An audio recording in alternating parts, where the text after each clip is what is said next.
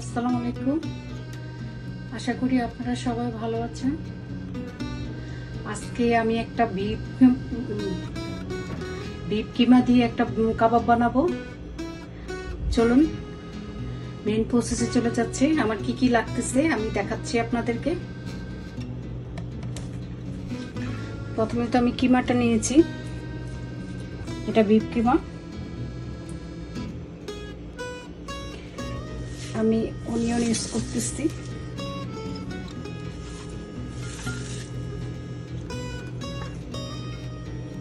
Half T spoon black pepper.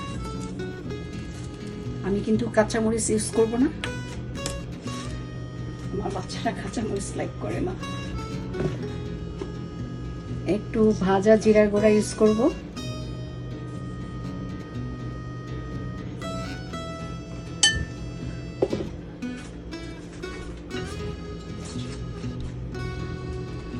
and 1 teaspoon soya sauce use করলাম। আপনাদের ইচ্ছা মতো না, আমি একটু লেবুর রস ইউজ করলাম, কারণ এটা তো বিফ কিমা, এই জন্য একটু লেবুর রস ইউজ করলাম।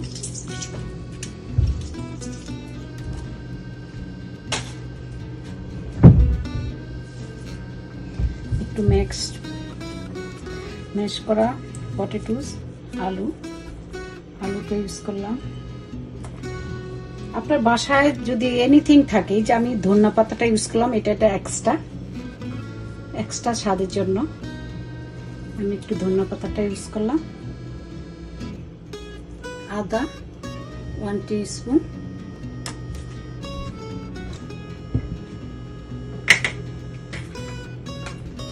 একটু হাফ টিস্পুন রসুন বাটা,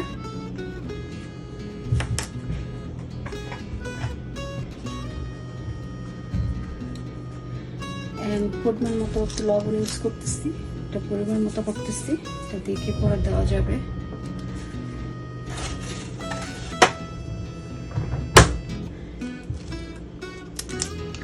একটা ডিম ইউজ করতেছি,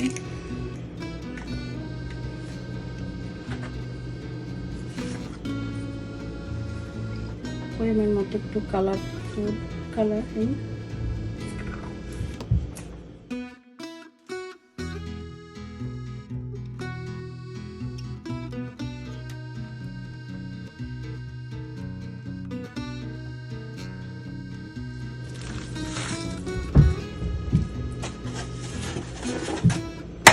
আমি এটার সাথে আরেকটা ডিম ইউজ করব।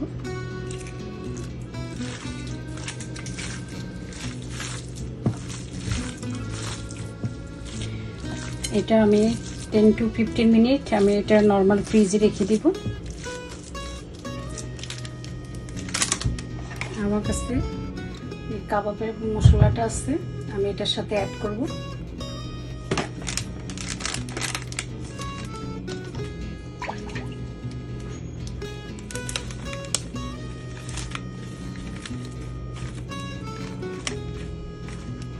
ওয়ান টিস্পুন কাবাবের মশলাটা মিক্স করব।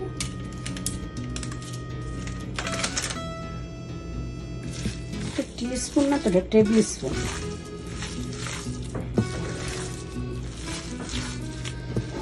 আপাতত এটা আমার কমপ্লিট হচ্ছে। এটা এখন আমি 10 to 15 মিনিট আমি একটু নর্মাল ফ্রিজে রেখে দেব। 10 to 15 মিনিট পর আমি আসতেছি। হ্যালো ভিউয়ার্স, আমি 10 to 15 মিনিট পরে আবার আসলাম। আমার এটা লাগতেছে ব্রেড ক্রাম্বস লাগতেছে, আমি এটা ইউজ করতেছি, এন্ড ডিমের সাদা অংশ। চলুন আমি এখন কাবাবের মতো বানাচ্ছি।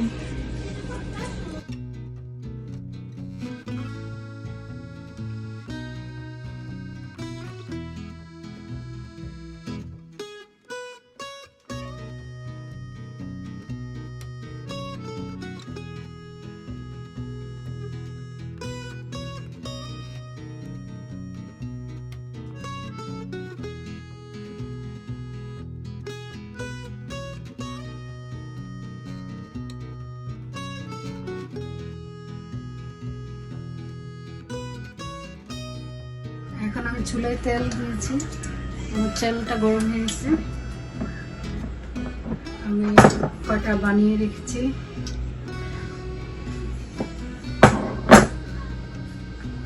আমি এটা প্রথম ডিমের ভিতরে দিয়ে ব্রেড কম মধ্যে দিয়ে তেলে দিয়ে দিচ্ছি। বিসমিল্লাহির রহমানির রহিম। আমি আরেকটা দিচ্ছি, দেখুন।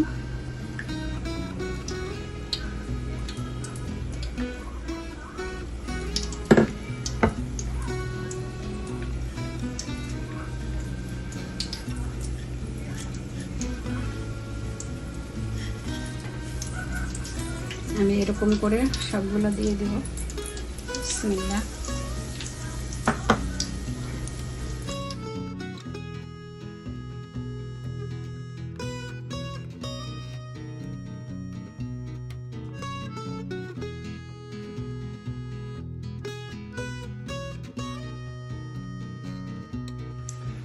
হ্যালো ভিউয়ার্স, আমার যদি এই বিফ কাবাবটা আপনাদের যদি ভালো লাগে থাকে, প্লিজ শেয়ার করবেন, কমেন্টস করবেন অ্যান্ড সাবস্ক্রাইব করতে ভুলবেন না। প্লিজ প্লিজ আপনারা সবাই ভালো থাকুন।